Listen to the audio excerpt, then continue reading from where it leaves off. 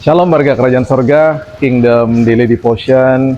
Di pagi yang indah ini, kita ambil dari sebuah ayat yang sungguh indah ketika kita merasa bahwa kepercayaan itu hilang atau kita dilukai sama orang gitu ya. Kita ditinggalkan sama orang. Mazmur 34 ayat 18, Tuhan itu dekat kepada orang yang patah hati dan ia menyelamatkan orang-orang yang remuk jiwanya. Firman Tuhan sungguh indah pagi hari ini. Manusia bisa kehilangan kepercayaan, baik itu kepada manusia lain atau bahkan kepada Tuhan. Ketidakpercayaan seringkali merupakan hasil dari sebuah pengkhianatan, sebuah kekecewaan dan rasa sakit hati. Ketika seseorang yang Anda kasihi, andalkan atau percayai merusak kepercayaan Anda akan lebih terluka dan fondasi ini menjadi tergoncang. Anda mungkin mulai meragukan motif orang lain dan terkadang bahkan motif daripada Tuhan untuk hidup kita. Kehilangan kepercayaan itu menyakitkan.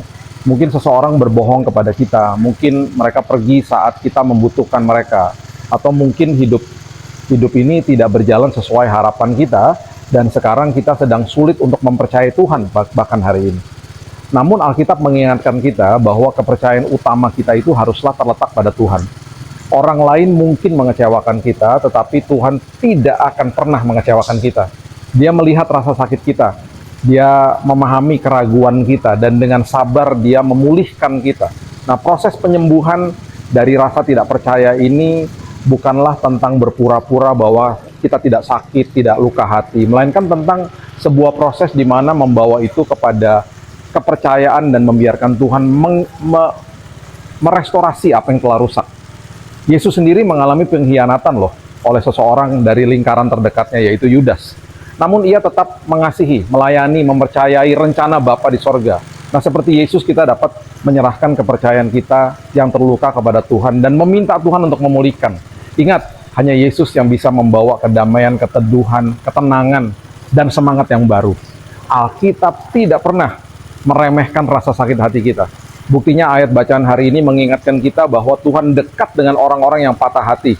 Saat kepercayaan hilang, rasanya seperti berdiri di tanah yang goyah. Namun karakter Tuhan tetap konstan, dia selalu setia, bahkan saat manusia tidak setia, Dia setia. Jalan menuju membangun kembali kepercayaan dimulai dengan menambatkan diri pada Dia yang tidak akan pernah mengecewakan kita. Walaupun Yesus pernah disangkal, dikhianati oleh murid-muridnya sendiri, Dia tidak pernah berhenti mengasihi dan mengampuni. Yesus menawarkan kasih karunia yang sama kepada kita, dan kasih karunia itu untuk membangun kita kembali, karena kasih karunia Tuhan itu selalu membawa pengharapan. Mari kita berdoa. Bapa yang baik, mungkin hari ini kami kehilangan kepercayaan karena ada orang yang menyakiti kami di waktu yang lalu. Bahkan orang itu mungkin orang terdekat. Tuhan, kami kehilangan kepercayaan karena mungkin hidup ini begitu mengecewakan kami. Karena kami tidak paham bahwa badai itu sebenarnya adalah sekolah kehidupan buat kami. Kami meragukan Tuhan. Kami merasa bahwa Tuhan meninggalkan kami.